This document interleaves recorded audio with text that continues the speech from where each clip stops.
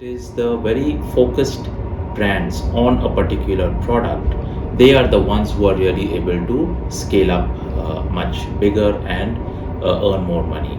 And that is one of the reasons why the Jumboking franchisees always tend to get a better return on their investment. Let me explain this to you with some examples. Uh, if you look at a lot of the international brands, like if you see Domino's, their business is mainly focused around the pizzas, and they have got multiple varieties around pizzas, and they are the domain experts when it comes to that product category.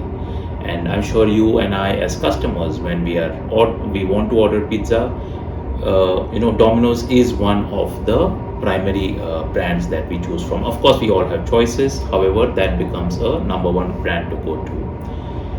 Look at for coffee chains like say Starbucks. They are essentially famous for their coffee, and within the coffee they specialize, super specialize, come up with different versions, come up with different flavors, come up with different types of milk that can be used. And so they become specialists around coffee. And when anybody thinks of coffee, I'm sure that's the name that comes to our mind more often than not. Then if you look at some other chains like say Subway, for example, they do the submarine sandwiches, and you will see that they have specialized in that. They have built 78,000 stores worldwide, all around that one product, which is selling the Subway sandwich, and then they have varieties around those products. You look at all the ice cream chains in the world, like Haagen-Dazs, etc. They are all super focused on the ice cream business. So, in the Indian scenario, in the Indian environment, what I have seen is that most of the entrepreneurs, they are kind of jack of all trades, master of none, which means in a typical South Indian restaurant or an Indian restaurant, you will have South Indian food, you will have pav bhaji, you will have the chaats, you will have North Indian food. Everything gets bundled into one restaurant. And say if there's a new fad in town, people have suddenly started eating more momos. We add momos into our menu. We feel that will increase sales. If there is some other food product like waffles have started to do well, the tendency is to go and add waffles. We feel that will only add to sale. And so this is completely going against what the international brands are doing, and they have built huge economies of scale around that.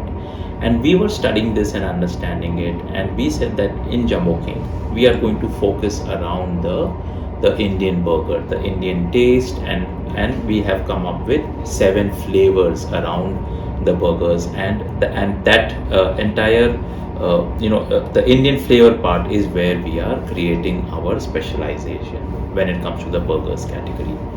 So how does this really why does it help to have a more focused menu? So I think even when we started our first restaurant, we had only the first store, right? And we said that okay, the way to go is to have a smaller menu. While all the restaurants around us, they would take pride in having 50 products on their menu, 100 products on their menu. One person even boasted, I have got 2 products in my menu, 200 products in my menu. And I was like, oh my god, we are completely getting this wrong. So we said that let us start by example. That's when Jumboking started with a single product. At that time we used to call it the vada pav, now we call it the Indian burger. And we said that let us see what we can do. And over time, we realized the advantages were that we became specialists in that product. People would come to us when they wanted to, really have that, enjoy their favorite vada pavs. And on the back end, the magic was enormous. We had to make only this one product. We could buy the best of potatoes. We had a very standardized recipe.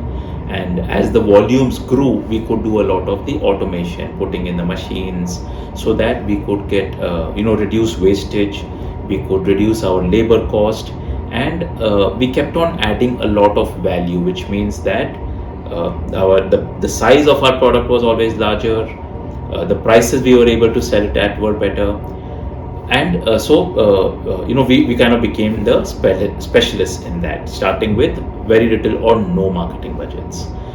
Then when it came to our suppliers, they were able to give us better prices, because from buying say 100 kgs of potato a month, we were soon buying 1 ton of potatoes every month, and which was a huge volume for them. They could in turn buy at better rates from the APMC market and pass on the rates to us. The transportation cost came down, and likewise for the bread vendor also, who instead of from supplying just 100 breads a day, was suddenly supplying us 1000 breads every day, and then 2000 breads every day. So he could put in automation in place, he could standardize a lot of things, he could train his people better, because they had to make the exact same thing day in day out, and they became specialists and better at making the perfect bun.